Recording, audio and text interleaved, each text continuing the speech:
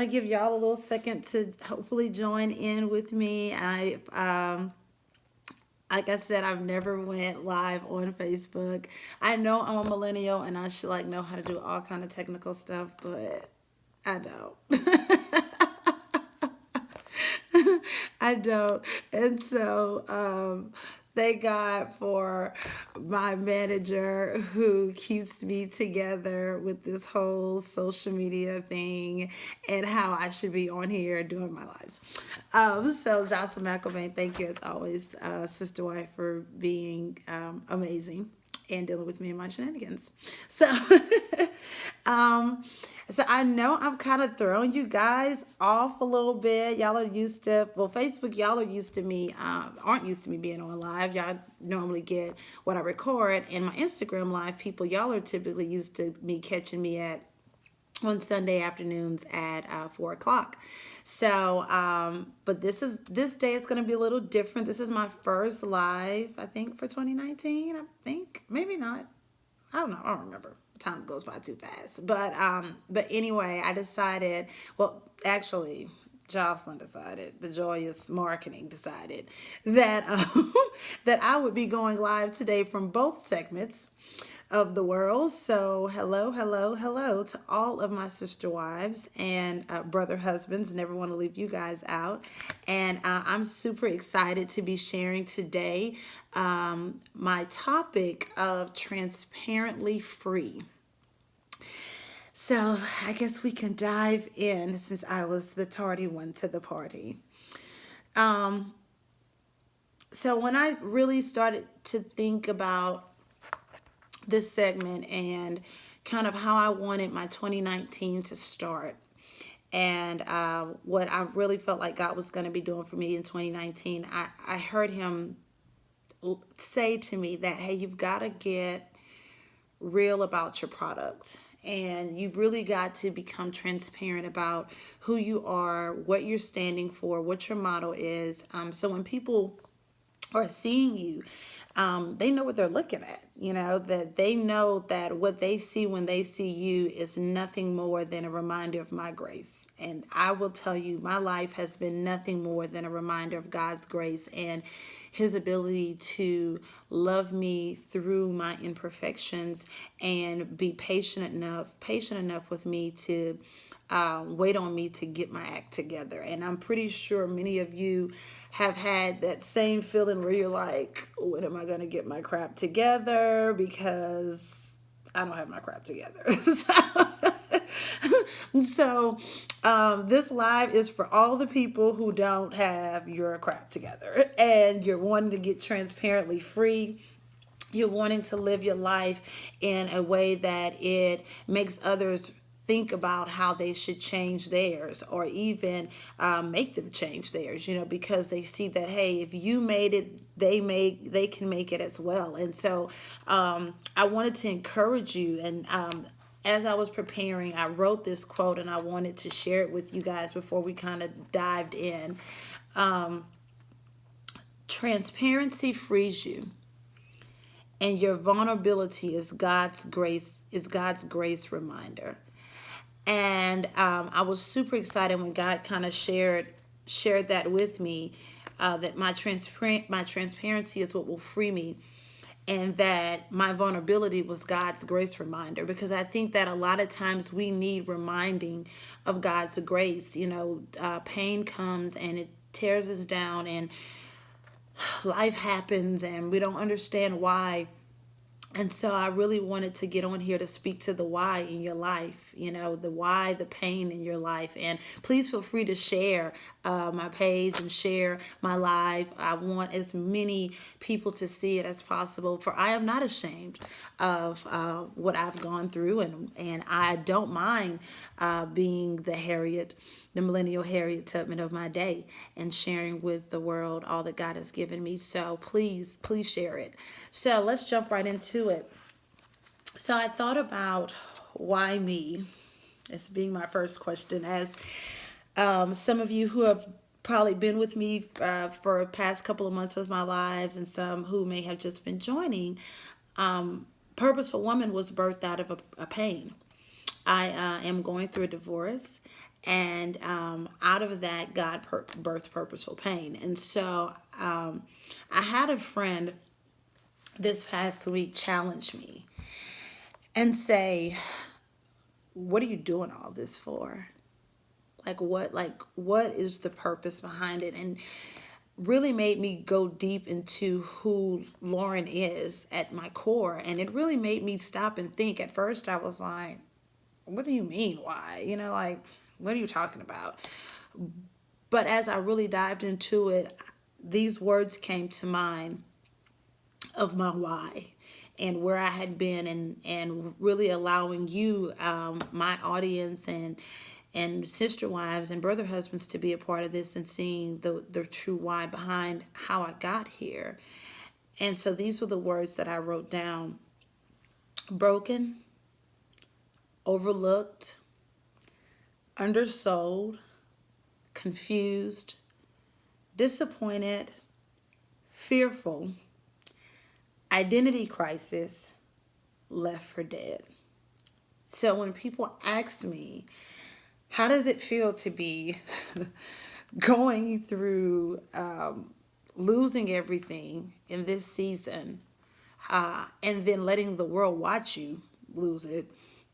What does it feel like? What does that pain feel like? How did you feel the moment that you realized your life was about to never be the same again? And all of those things were going through my mind. I remember when well, let's go back. I remember the first time my heart was broken. And I am a woman who is redeemed from the childhood brokenness of having a broken relationship with my father. And I don't talk about this very often, but my pain stemmed from that. My divorce is just a happening thing. The pain was already there, and it stemmed from that broken relationship and with my dad. Yes, I grew up with my father in the home. No, my parents were married, all of that good stuff. But my dad and I did not have a very good relationship. And we did not have one for a very long time. And because we did not have one for a very long time, I I took on the idea that I didn't need anybody. And I felt like that relationship with my dad was more, it was like one of those relationships that I could kind of do without. You know what I'm saying? I felt like, you know what? If this don't ever get together, fine. I can do without it. And let me tell you, let me employ you, viewers, that if you have a broken relationship with your parents, I promise you that in your adulthood, you will always operate as the broken child until you go and heal that. I promise you, this is not a myth. If you look at some of your brokenness and you look at some of your pain that you've experienced, all of it stems from your childhood. All of it stems from that thing that you dealt with early on. And when you start having disposable relationships, I call those things disposable relationships, or those relationships that you feel like you can just kind of do without. Like, okay, if we don't make it, whatever, right? Well, not mending those disposable relationships will cause you a lifetime of pain. And you will see it in everything that you touch. And for me, it caused that. I was a daddy's girl for a very long time. And my dad had a lot of insecurities and things that he was dealing with. And as a child, I couldn't understand it. I couldn't understand it. And so I judged him harshly judged him all the time about himself. And it wasn't until I was 29 So from the age of 7 to the age of 29, my dad and I had a very tumultuous relationship. And he was the first man that broke my heart. And I never really recovered. And so what I did was I built a wall around that, and I felt like I could do without that relationship. But let me tell you, at 31, I could not do without that relationship. I needed him. I needed him all the years of my life that I didn't want him. And because I did it that way, and there was times he tried to reach out, and I spent my life trying to prove him wrong. That was another issue. I spent my life trying to prove him wrong. And everything that I didn't want to become, I became. Everything that I despised that he did or that he was, I lived it. And so when my divorce happened and I started really going through my journey of personal wholeness, I found myself realizing where it all stemmed from. And it was that disposable relationship that I had given up way long time ago. And when I tell you now, so we worked through that. It was very tough. I was very mean. I was bitter. I was angry, and I was resentful.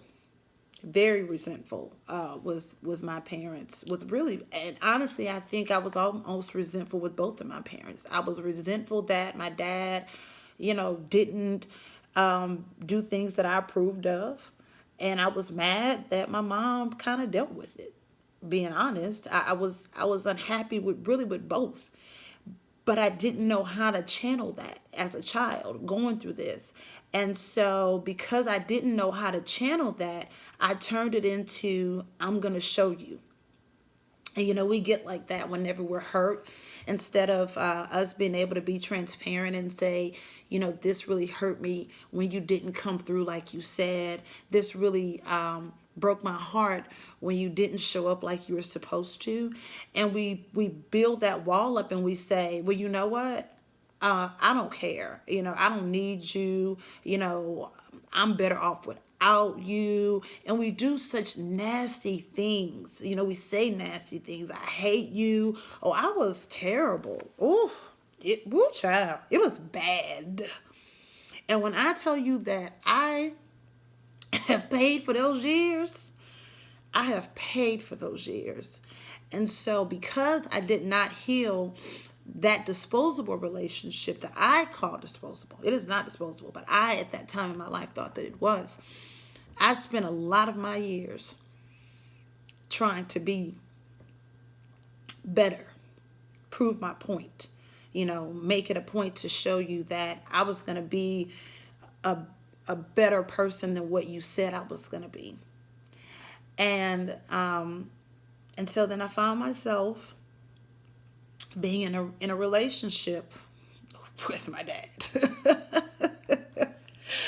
an unhealed one.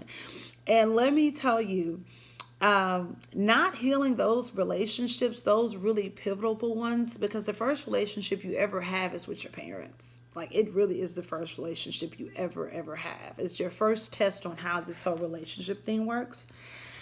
And I can honestly say that not having that and not doing the work, it costed me a lot. And so I had to learn a lot of tough lessons that I could have avoided. I could have avoided had I listened to my dad and not got married at 20 years old. I got married at 20 years old. I was like, I'm getting married. I don't care what you say. This is my life, right? And I remember him saying, like, I don't want you to. He didn't want that.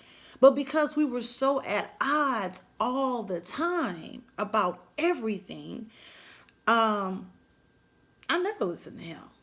I was like, I'm not listening to you.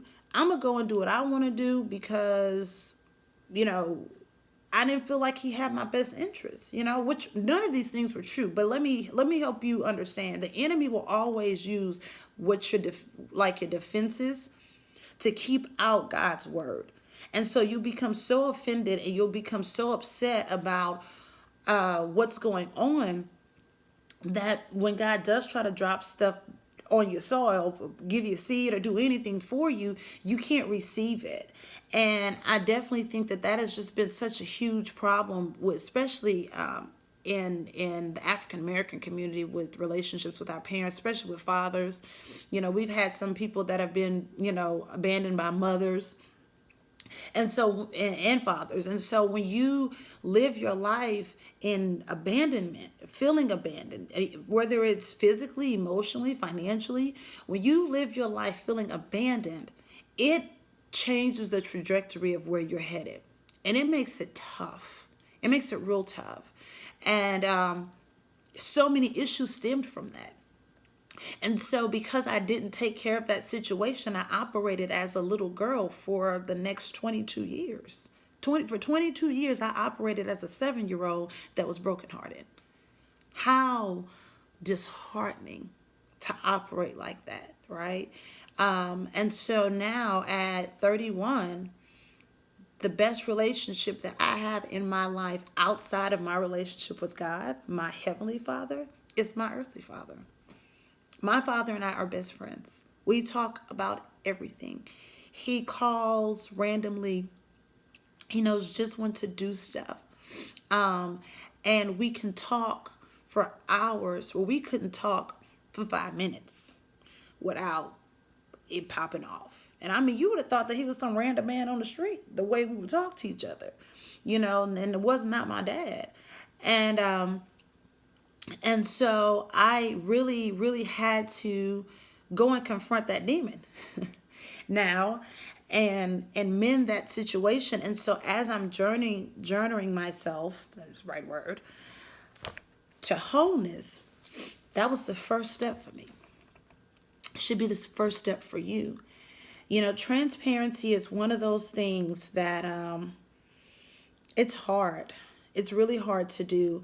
And a lot of times the reason that we recycle our cycles is because we were never truthful about the pain, and we were never vulnerable with anybody to give them a chance to fix it. And so we grow up angry, and we lash out at the world. We get into dysfunctional relationships that we have no business being in. We allow people to abuse us, disrespect us, overlook us, right? Disappoint us. And then we find ourselves fearful when God says, okay, it's time for you to come from behind the veil. It's time now for you to step out on faith and come and mend your relationship with the first relationship that sometimes we think is disposable too. And that's our relationship with God. And I'll tell you, our relationship with God is not disposable by any means. Like, if you're not walking with him, child, I'm going to be praying for you.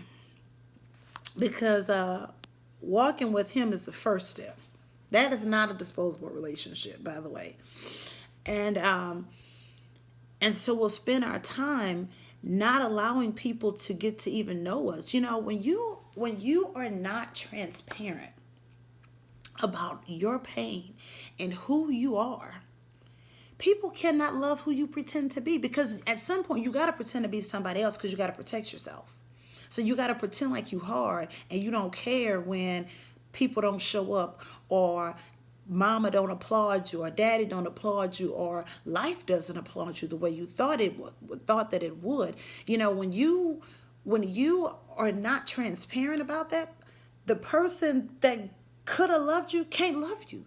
They can't love you because they don't know who you are.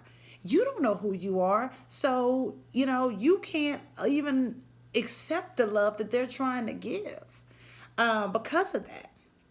And all of it stems back to that first time you ever felt pain. And when you think about these relationships and why you're holding on to them and how you got tied up and wrapped up in them, I guarantee you it's nothing more than a reflection of you trying to band-aid a cut that needed stitches.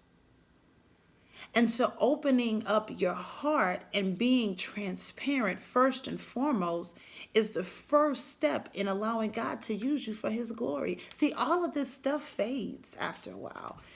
Beauty fades, and the clubs, they fade, and the people in the club, they fade, and then you find yourself empty.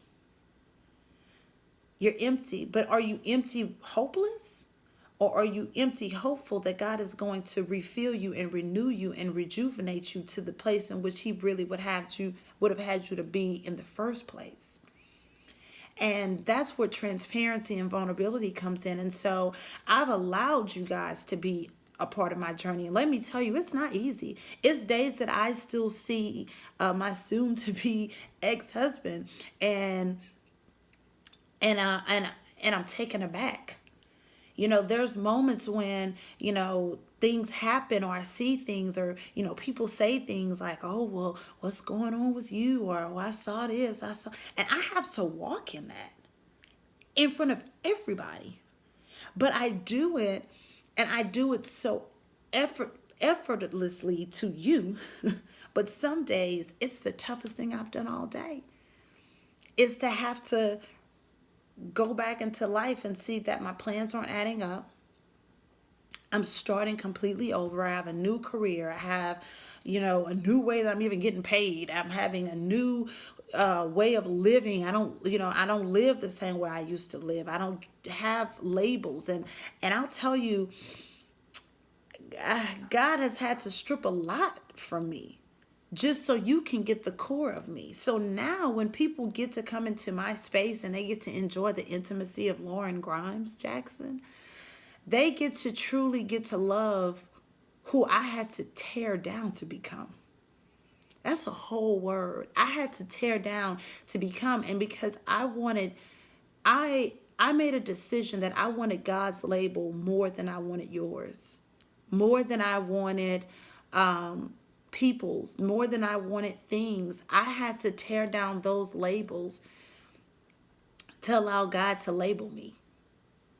And so now, transparently speaking, I'm so grateful to be labeled by him.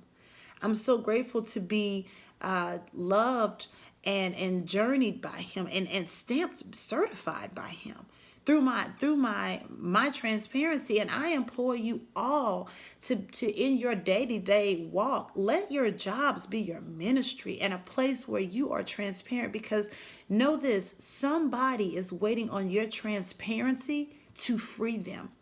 They need you open. They need you to tell the story of how you were left for dead. They need you to tell the story of how you were on top. I had success from the age of 20 to 29 every year. I had a raise every year of my career. Every single year I had a raise. It had gotten to the point I was so caught up in the clouds to the point where I didn't know what it was like to not get a raise on my job. What was it like not to have a big title?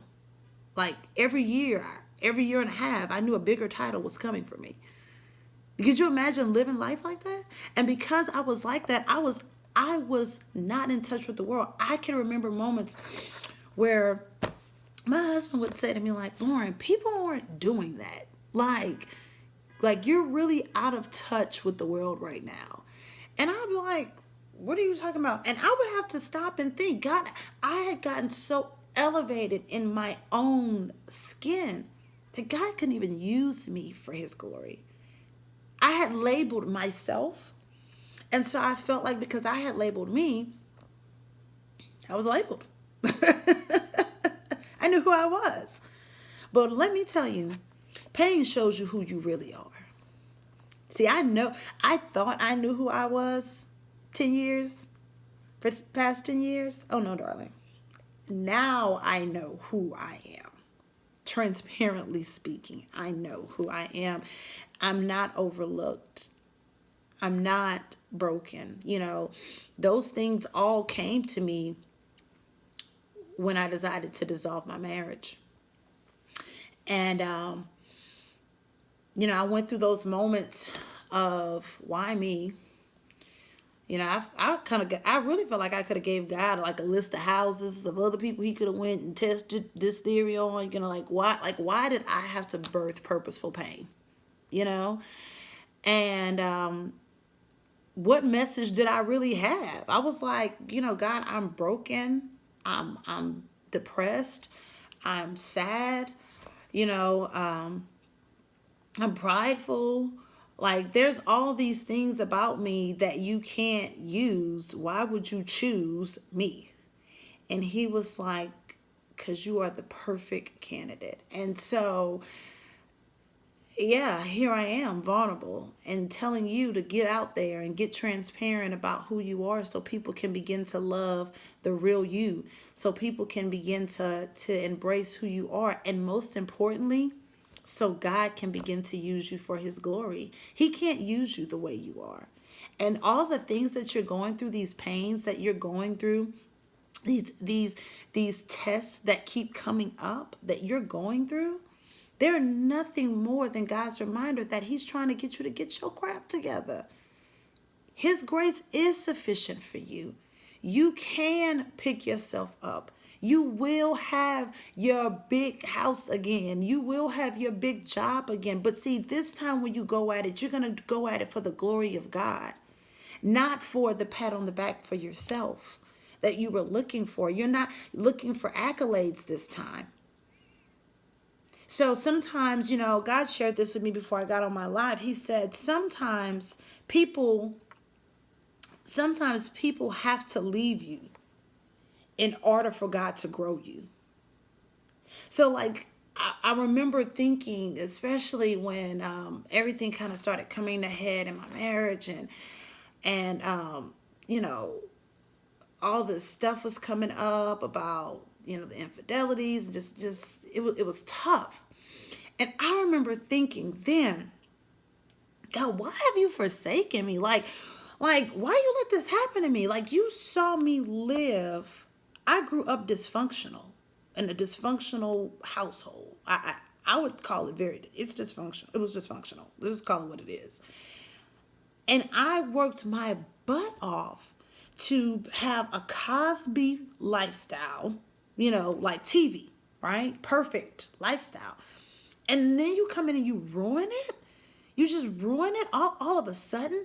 And he had to share with me today before I got on to talk to you that sometimes in order for the germination process to take place with your seed, people have to just leave you alone.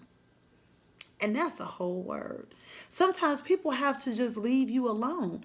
And you think about your seed. And if you were on my previous lives when I talked about can I grow in you, and the process of seed germination, when a seed is planted in soil, it dies first. That's why soil and nutrients are so important for growth, because a seed dies first before it reproduces what it was intended to be. Okay, so because of that, sometimes people have to leave you. Sometimes you have to die to situations and labels and places and people and things. Sometimes you gotta die to that. Sometimes they gotta go, and it's not personal. And God has tested me in this season with that, with people having to leave my life and me having to be okay with that. Because at one point I wasn't okay with that.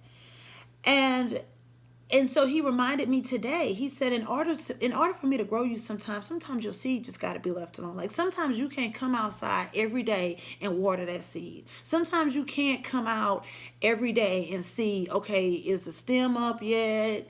Do we have a leaf? Like, how close are we to having a water? Like, where are we at? Because a lot of times, if we're constantly coming back and checking, sometimes the enemy will use that to tell us that, this is not going to really grow right. Like, this really not going to happen for you, right? And so sometimes God's like, I got this. Leave it alone. So stop crying over spoiled milk. Stop crying over those people that had to leave you. Stop crying over the fact that you had to be chosen for this pain, because it's all in your purpose. It's designed for something. So I had to stop crying over the fact that for 22 years, I wasted my time and did not have a relationship with my dad. I'm intentional these days about that relationship. I am intentional about loving that man. I'm intentional about forgiving him every single day for anything that he does. I don't care what he does. I'm intentional about it. Because now God has begun to grow my seed, And now I'm able to be mature enough to see that this was a broken man that was trying to do nothing more than build the American dream. Right? That's all he was. That was it. And I was just a little snooty girl who thinks she knew everything, didn't know nothing about nothing. And instead of me being empathetic to the pain that, that my dad endured, and I speak on just him, but, you know, just for example, but instead of me being able to be empathetic for who and how much he had to trailblaze, I judged it. And that's a whole word. Be fearful of your judgment, because I was very judgmental. And let me tell you, whoo child, judgmental will definitely make God test you. He will definitely come with a shenanigan when you get like that. He will. And I will tell you, it's not fun. And so now I have like so much empathy, even for the people that have wronged me.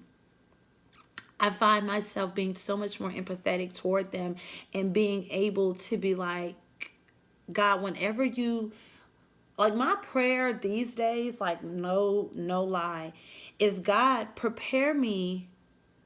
God, don't allow anything to come into my life that I'm not prepared to impact. Like, period.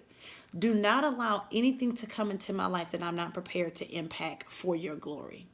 And so I'm on a journey to wholeness. I'm not there. I make mistakes. I made mistakes this week. I made a mistake yesterday. Like, I am not there. I'm just crazy enough to let you get on the journey, on the train with me, and see how I regress, digress, come back again, and pick it all up all over again. But what I am is faithful, hopeful, fearless, and able to put my life out there in such a way that you hopefully are blessed by the transparency and the vulnerability, and that it encourages you to do the same. Especially, and let me speak to our men. Let me specifically get on our brother husbands. It's time, men, for you to become transparent about who you are. A lot of us, a lot of men, are nothing more than broken little boys who have not healed. And as women, it is our job. It is our jobs to let our boys cry. It's our job to check the temperature of our husbands, brothers, cousins, any male. It's our job to make them feel okay to be transparent and not judged, because there's freedom in that for them. There's healing, there's wholeness in that. A lot of these relationships that we're seeing, especially around the city, we've had in Shreveport, we've had a lot of domestic violence deaths. And I guarantee you, I would bet anybody on this live, all of it stems from a brokenness, an abandonment, a you left me, a childhood pain. And instead of them knowing how to handle it and how to explain it and how to find a solution from it, they go and get guns. They go and do violent acts against the people that they said they loved, against the people that they bared children with, against the people that they bore to do life with. They're killing these people.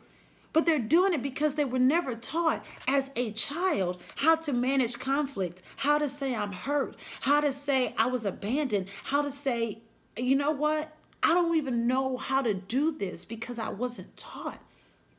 The first step is getting transparent about who you are. It is a woman's job to follow the leadership of her man, her king, her prophet, her priest. But how can we follow you if you don't know who you are? If you're not transparent enough to get real about who you are and what you feel and not being ashamed of it. See, the world, social media gets on here and they make you feel like, you know what, us hiding behind a bunch of women and us being in a club and us popping bottles and us having Gucci and Louis and all these labels that some of us can't even afford to have, catch that, is the way to call yourself a man. are wealthy. I'll tell you, this week I had a luncheon with a amazing person right here in Shreveport, and we were talking, and the question came up to me, and the question was, Lauren, if a man that was a millionaire, wealthy, came and wanted to marry you, would you marry them? And I said, I do not define wealth by money. I define a person's wealth by them being spiritually, physically, and emotionally whole. See, I'm a grinder, right? I got 2 master's degrees and a bachelor's. I'm educated. I'm a professional. I'm business minded. We can make money. But what I can't do is pay to heal you. I can't pay to fix your broken heart. I can't pay to fix the mama that abandoned you. I can't fix the moments that he walked out on you. I can't fix the moments that she walked out on you. And so I can't fix that. And I don't really want somebody that wants to be with me because they have the money to purchase me, because I'm not up for sale. See, my anointing is not up for sale. And so I need somebody that knows who has the soil and the seed combination to manage and grow what God has placed inside of me. So wealth determined by your W-2s and IRS tax statements don't impress me. I'm not impressed by a rich man that's broken spiritually. I'm not impressed by a rich man that's broken mentally and emotionally, and who is emotionally unavailable to express his feelings to me. I'm not impressed by that. And a lot of us are. A lot of us are because we don't want to go and do the work, and we don't want to become transparent about the things that have broken us in our childhood. And so what we do is we go and get labels to label us. We get labels to label us when God's already labeled you redeemed. So why would you walk in brokenness when God has already redeemed you so you can walk in redemption? There's no need for that. So see, when we as men start redefining what defines a man, the trajectory of family will change, and women will change. You find so many women that are insecure. I've had that conversation. I still have insecurities. I have trust issues. Real life. I'm being real. I have trust issues. But they come from that sixth sense of when I know you ain't being 100 with me.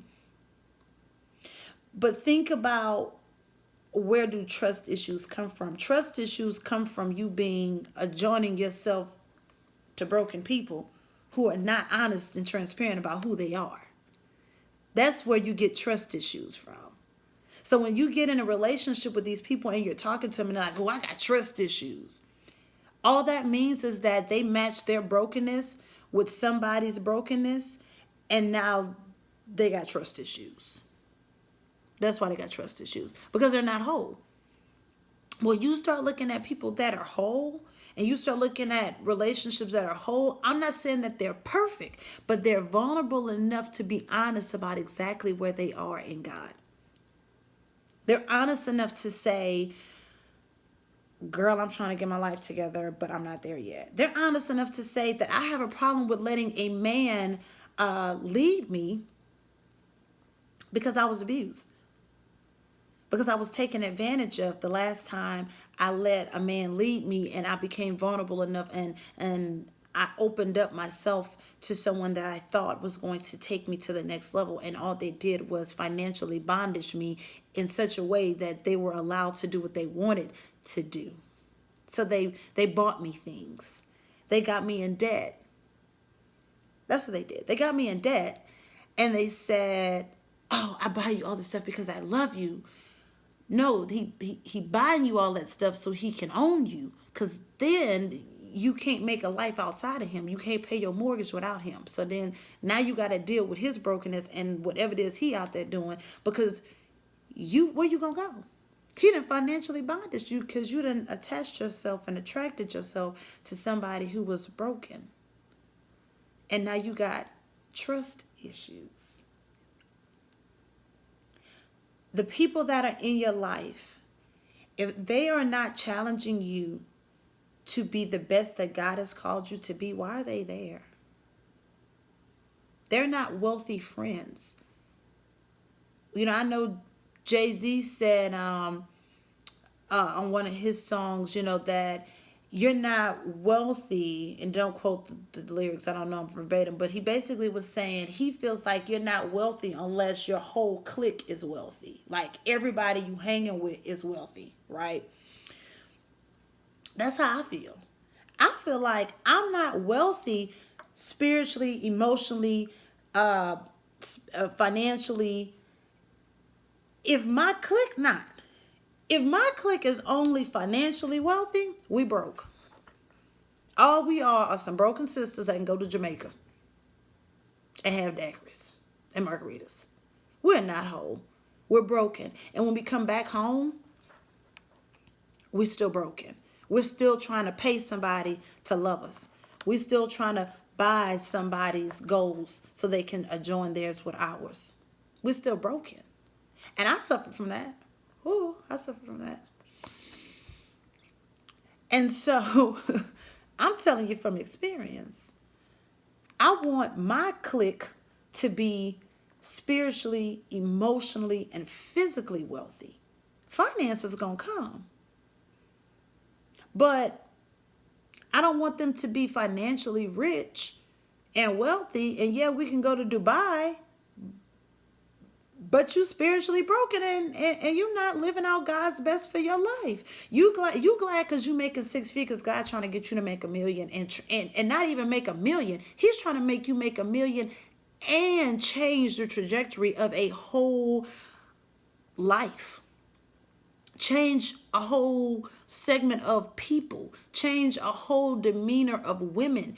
You know, God's not just calling you to be wealthy so you can be on Snapchat on a yacht talking about I'm young and wealthy. No, you young and broken, and you're labeled by those things that don't even label who you are in God. And so you find yourself covering yourself in things that make you feel good on the outside, but your inside is torn up. And we know it because of what you speak and how you treat others. Have you ever met somebody that's always grouchy? They always, they always grouchy and angry. You say one thing to them and they, what you talking to me like that for? And you're like, dang, I just said good morning. I mean, you was up at 9 a.m. I didn't think it was going to be a problem for me to tell you good morning. Your eyes are awake. You breathing God's good air, but you angry. All that is a broken person who's not healed, who needs your ministry and your transparency to say, I remember when I used to wake up angry that I woke up because I really hated my life so much that I just wish that God would have taken me. So the reason I wake up so angry is because I'm mad that I'm even here. Because now I got to go out and face this pain again. And I got to go out and face this hurt again. And so instead of us being transparent about that, especially our men, we cut on others and we make them feel like, why are they talking to us? And we make them feel like they're unworthy. And we cut on them. We talk down to them. We talk to them like they're ignorant and like they're stupid. And when the truth is, everything that we're spewing out is everything that's sitting inside of us. So you always have to watch how you treat people and how people treat you. Because a lot of times when they're spewing out hate, anger, bitterness, resentment, all that means is that they were at some point left for dead. That's their cry. That's their transparency. That's their vulnerability. But instead, they cut. And it takes a whole person to realize that. It takes a person that's like at least headed toward wholeness. See, I'm headed toward it. So I have moments where God tests my eyesight and he puts me in position where I get that kind of energy. And then he sees how do I come in and impact it? Because I told you my prayer is, God, don't bring me anything that I can't impact for your glory. Nothing. Like even in my mistakes, Even in my mistakes, I still want to impact someone else. I still want my life to bring God glory. I I don't mind messing up in front of the world these days if it's going to save you, because I'm redeemed. I'm going to get up. I'm favored. I told y'all that in the segment of Can I Grow in You? God already called me favored. I already know my soil has exponential growth in it. I'm just waiting on him to drop that seed. But I don't want him to drop that seed until my soil is ready, because I don't want that seed to die to me and my insecurities. I don't want that seed to die to for the lack of nutrients that I don't have yet to provide, because I haven't went and healed myself. And that's a transparent conversation for grown-ups. And so it starts with us as a village raising children that see healthy conflict, that they know that it's okay for us to not to agree. It's okay for mommy and daddy to like kind of get on each other's nerves sometimes, but show them love. Hug them. If your son hurts himself, pick him back up. Don't tell him, boy, stop all that crying. A real man can cry, because a real man can be honest about who he is. So that way he allows a real woman to know how to love him and how to impact his life. See, a woman can't be a helpmate if we don't know what we're on the job to do. If I show up to a construction site and you ain't tell me what to do, I'm going to just be standing there looking cute. And you're going to be mad. Like, why are you not doing anything? I don't know where to start. Do you? What's the plans? Can you read them? So if I'm not starting, it's because you don't know who you are. I can't be impactful and influential in your life if I don't know who you are. And a lot of us, some of these relationships we wouldn't even get in if the person that we went and signed up, they broken us for, was transparent about who they were. I'm not saying that you got to be healed in it. I'm not saying that you got to be perfect in it.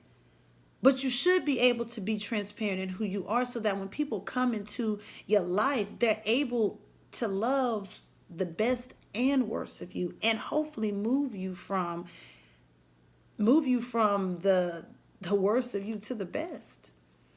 That's all a part of it. And so I had to find myself first getting real about who I was. I was a broken-hearted little girl who was angry that I didn't get the type of love that I felt my dad should be given. I felt like he should have said, I was proud of you when you had a 3.0 or a 3.8, instead of saying, oh, you got all these A's, why you got this B? Oh, and that's all you could have did in this class. Like, that's the kind of stuff he would like that I would deal with. And so, for me, instead of me feeling like, wow, I did a good job, I felt like, dang, I just got beat up on, and now I gotta go harder. And so it created two things. It created a sin and a blessing. The blessing was I hustle. I learned work ethic. But the sin was I had an identity crisis. I didn't know who I was.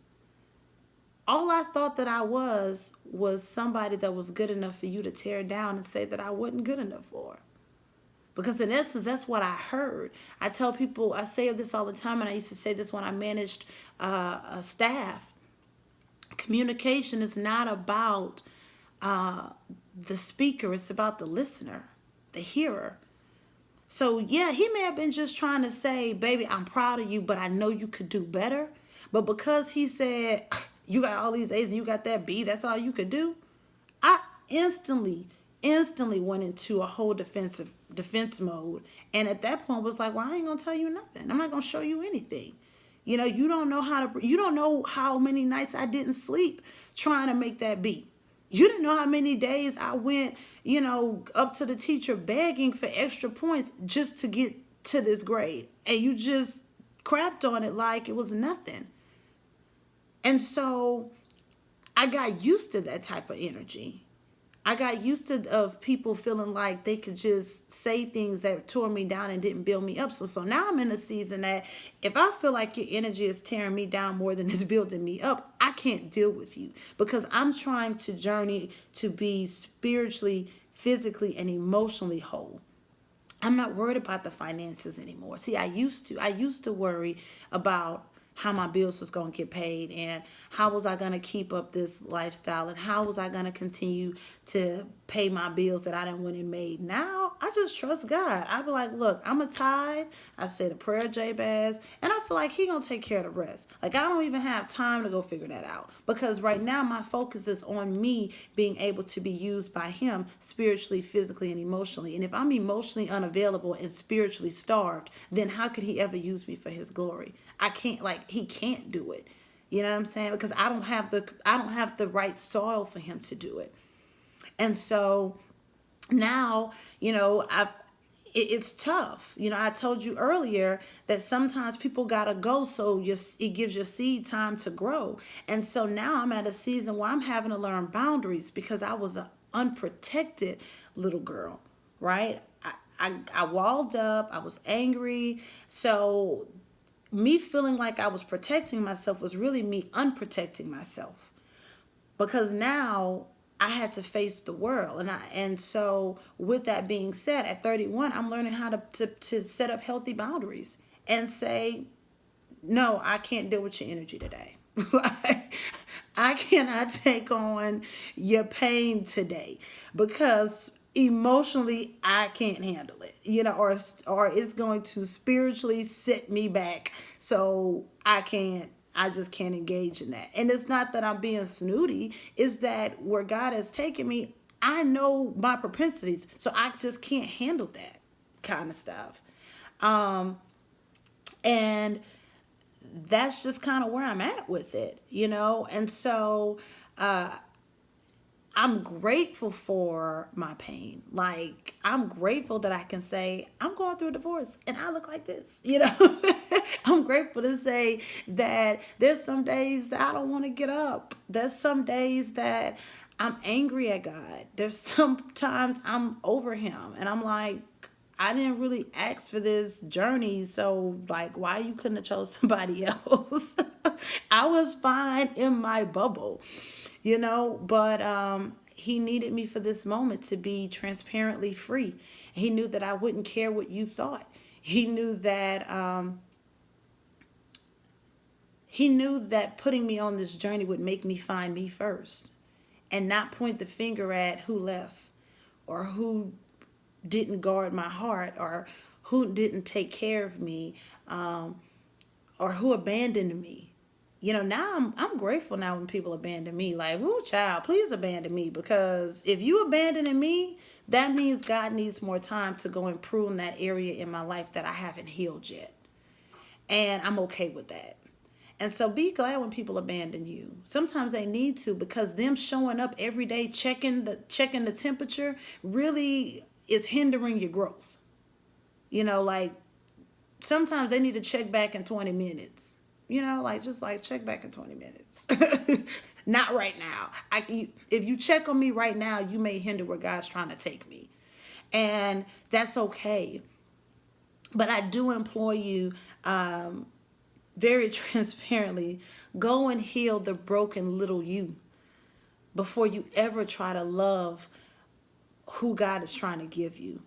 Because I promise you, until you go and heal those disposable relationships, whether that's one with God, your mom, your dad, which is typically the very first relationships you ever have, until you heal those, you will never be able to positively impact the world. Because you're still angry, you're still walking in offense, you're still you're still unable to see you and the damage you've caused, because the same cuts that you've endured, you're putting on someone else. You're putting the displaced anger on others, because you won't go and just take care of you.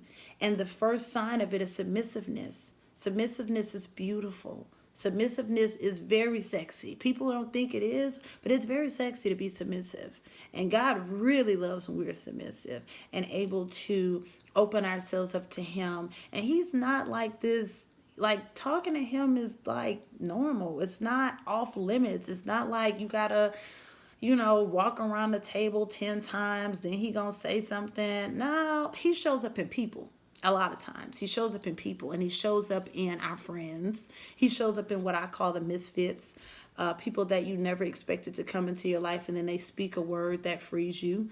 And but when they do it, it's their vulnerability, and their vulnerability, remember, your vulnerability is God's reminder of his grace for your life. That means if he did it before, he's going to do it again. You're not by yourself. If he healed you from that last relationship and got you out when you was acting in your brokenness, he gonna do it again. But this time he's gonna make you whole. This time he's gonna put you through the germination process where you have to die to that thing first in order to really be able to take on the nutrients that he's trying to give you. So I think that is all that I have. I am grateful for your time, and I hope that you have enjoyed both of my lives. Now, I think I like doing this whole Facebook Live, Instagram Live at the same time kind of thing. So hopefully you've been blessed. Leave your comments, inbox me. I love it. I cannot wait for the month of February. It's going to be Men's Month, and I love me a good man, and just really excited about being able to share my good man with you guys, which is my father, Michael Grimes. Love him deeply, and I can't wait to share our journey with all of you. So thank you. Be blessed. Have a great Sunday. Bye.